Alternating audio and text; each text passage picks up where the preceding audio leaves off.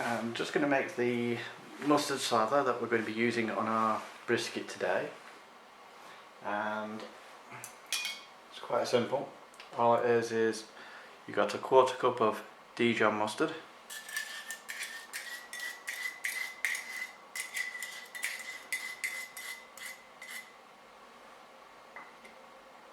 you've got 2 tablespoons of the vinegar that you get out of a dill pickle jar. If you can't get that, then cider vinegar or white wine vinegar does just as well.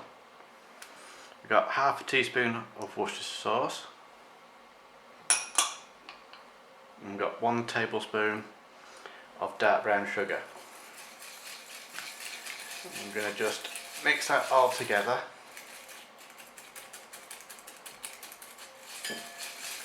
Until it's just blended in. Right, so here's our piece of brisket. It's a black Aberdeen Angus. It's a full sheet that we've got from Bob's Butchers. All we've got to do now is we're just going to trim it up, take some of this fat off, just take off some of these loose bits there. What we want to aim for is roughly 1/4 inch of fat just on one side of it, so that we still get the flavour of the fat. So what I'm going to do is I'm just going to start, I'll take that bit off, have a look at it. Now this is about 7 kilos of meat, which is about towards your 15 pounds weight. So what I'm just going to do there is, looking at it, you can see our shape. Most of the fat seems to be on the other side, so what I'm going to do is I'm going to trim up this side, take all the fat off, and this will be what we call the bottom side. And then on this, because this has the biggest layer of fat on, I'm going to trim it to 1/4 inch, and then this will be what they call our top side from this point on. And that's the thin end. The only other thing we need to know is that once we've got this off, we're going to get a better indication of where the grain of meat is. Now, this is more important for us because this will show us where we want to cut it. So the grain is going this way across it. So when we finally got this off the barbecue, it's all rested, and we want to slice it up, we want to cut it across the grain. So we just need to make a note of where it is, because at some point later on, once it's come off the barbecue, it'll look a lot different to this. Okay.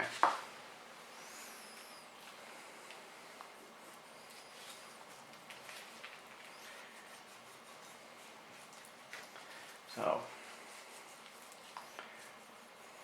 now the light isn't the best for this, but it's not a professional lighting rig, and it's 7 o'clock in the morning.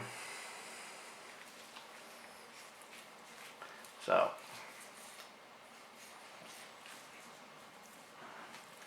I'm just going to do a little bit of this, or else it'll be an incredibly boring video.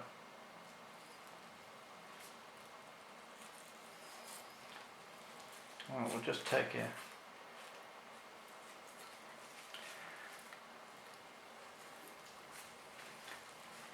most of the gristle, neck and elastic, fat, sinew.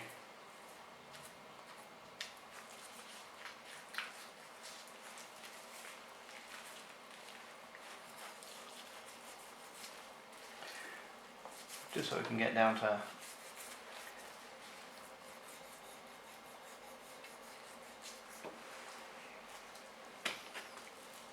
a nice layer of meat.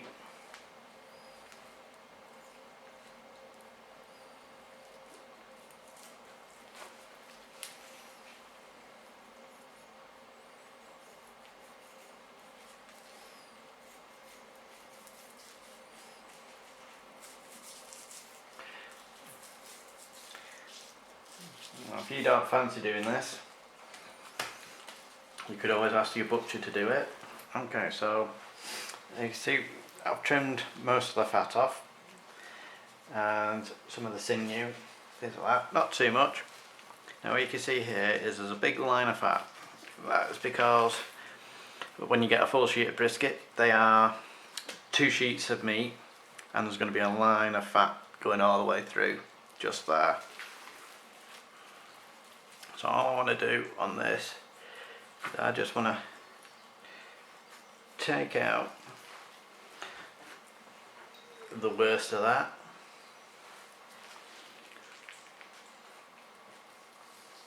Just simply because something this big isn't going to render down.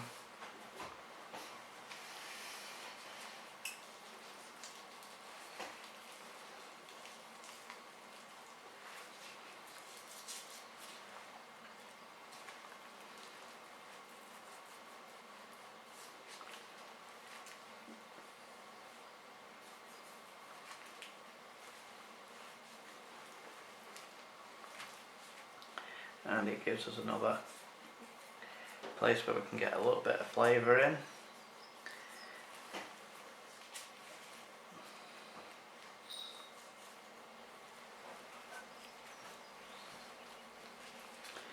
Now, remember not to go too extreme with the trimming with the fat off, or else you'll end up with nothing left whatsoever.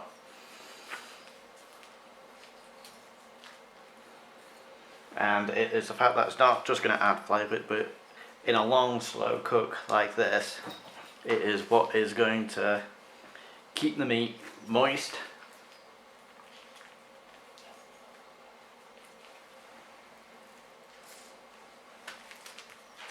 and juicy by the time we've got to the end of the 12 hours.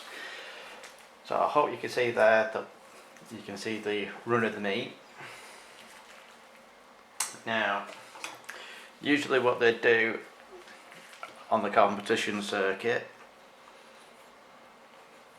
and it's a good tip to try and remember, is to cut off a piece of the meat to create a shape so you can just see where the grain's going to be and where you're going to cut. Now what I've got here is a bit that's just sticking out. It's a bit thin.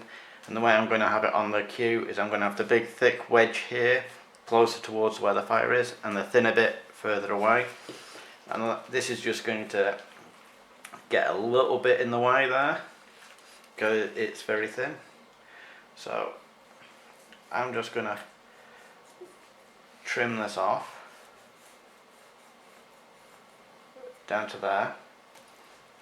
Obviously I'm going to be saving that, and that just creates a shape that hopefully later on I can recognise it, and I'll be able to start slicing this way across. On the other side, not an awful lot needed trimming. Remember, it's about 1/4 inch you need, so that's fine. So now remember, we had our sour sauce, a bit of mustard. Now you don't have to do this. You could just use apple juice, or you could use nothing at all.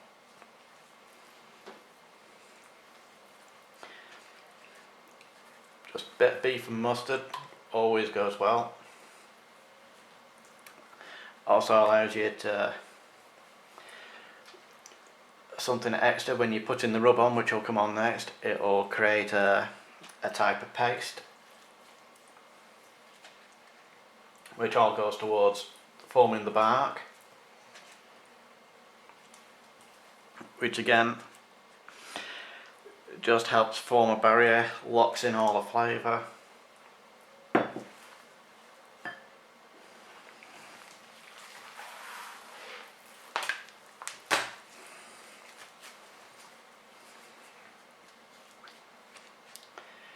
And helps locking out all the moisture. You can see by the time we're finished with a big piece of brisket like this, all we're doing is just lightly painting it on. Obviously if you've got a smaller piece of meat, you don't have to sort of like use all of this to try and get a big thick coat, you know, because that could just overpower it. All we want to do is just create a nice little shine there, and then we're going to get our rub. Now, the rub you use can be virtually anything. If you like it spicy, there are quite a few nice Texas ones. The one we use has the Mexican chilies, gives it a little bit of kick. If you don't like it spicy, we would also use like the Kansas City rub.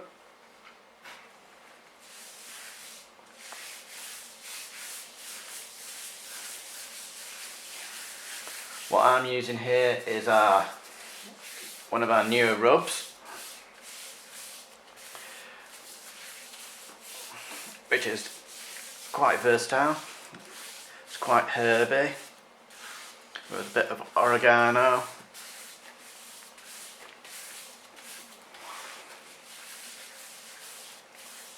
A little bit of sugar that should caramelise nicely with the beef, help form a crust.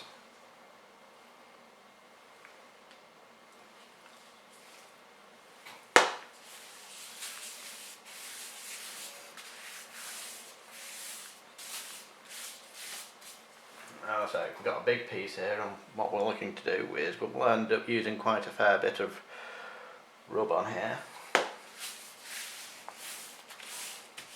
Wow. And what you can see, it's just mixing with the mustard now, mustard slather, and it's just forming a thick paste on the outside. So I'm just going to do the same again.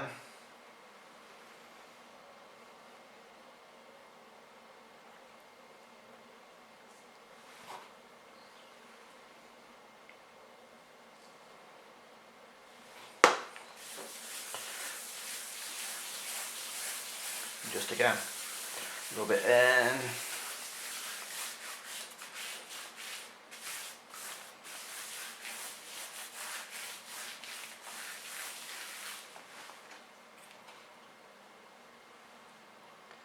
Need a bit more over that end. A bit more down there, I think.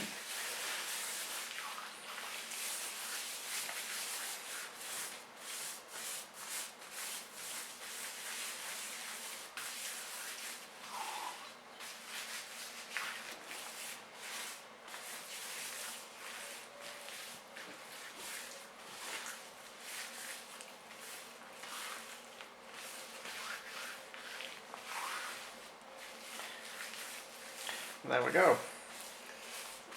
That is the preparation done. Now, ideally, you want to wrap this up in cling film if you can.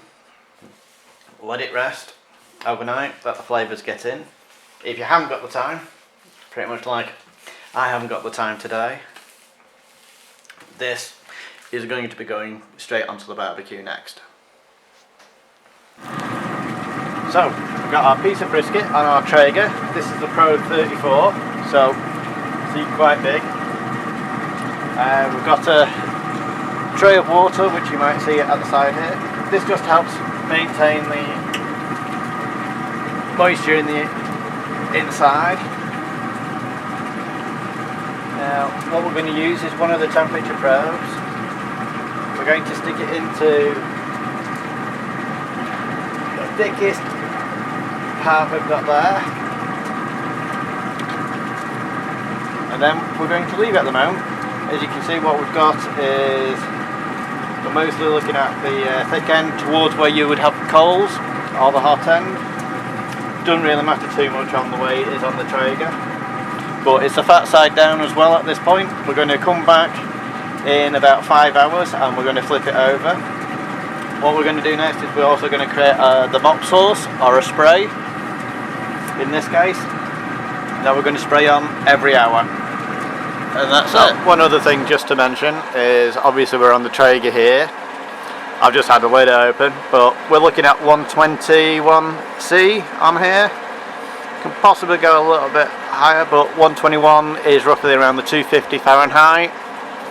So we'll just let that get back up into temperature again. Right.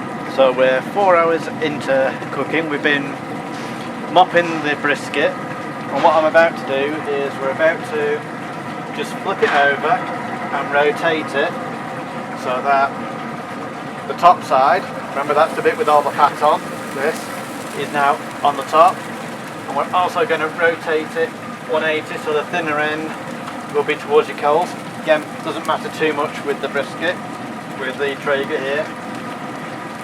And then what we're going to do is we're just going to get our mop sauce. So here we've got our mop sauce. I'll put the recipe on later, but basically it's beef stock, some garlic, cloves, a bit of onion, some Worcestershire sauce, and this is what we've been mopping it with. Just again, adding a little bit of flavour, helping keep it moist.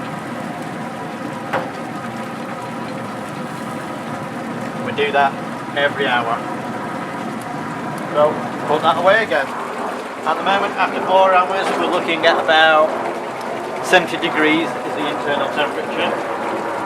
So we'll come back again. So in another hour's gone by. Just going to take our mop sauce.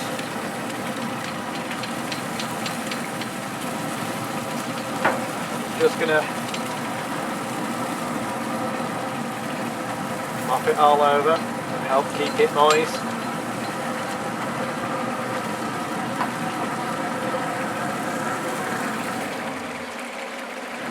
Okay, we're about 9 hours in, and as you can see, the crust is there. Still see it's quite juicy. What we're going to do is we're going to turn it around again.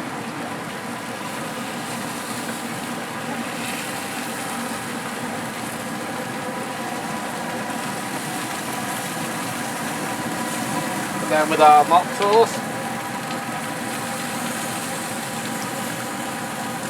Again, over the top.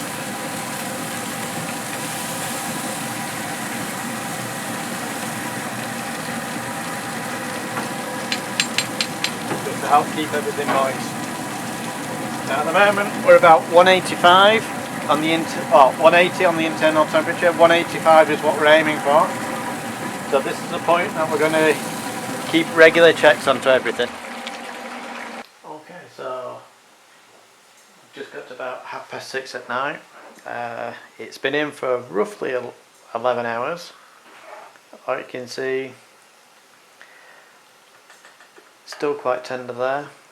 Got a nice crust on the outside. You can just about see the cut that we made earlier, just to remind ourselves where the grain was going in that way. So we're going to be cutting across this way. So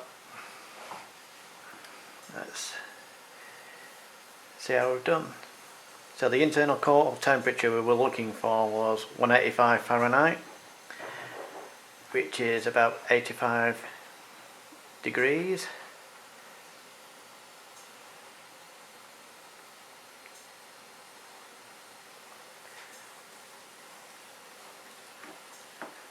And we've been letting it rest for about 20 minutes since we took it off the barbecue.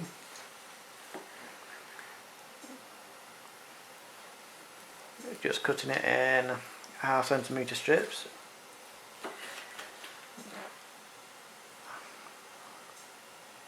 Hoping you can get to see that.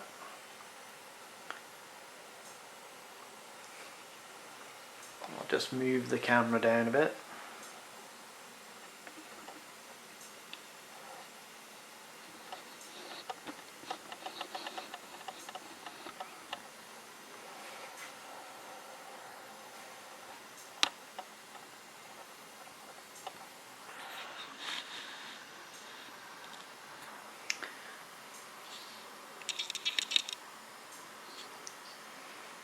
That you can see that when we're on there, it's still quite juicy.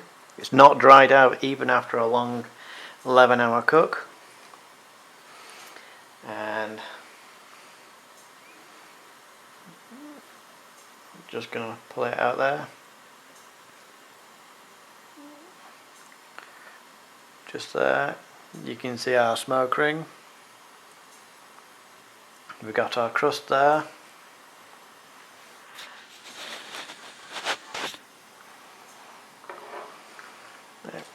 Just lift it up.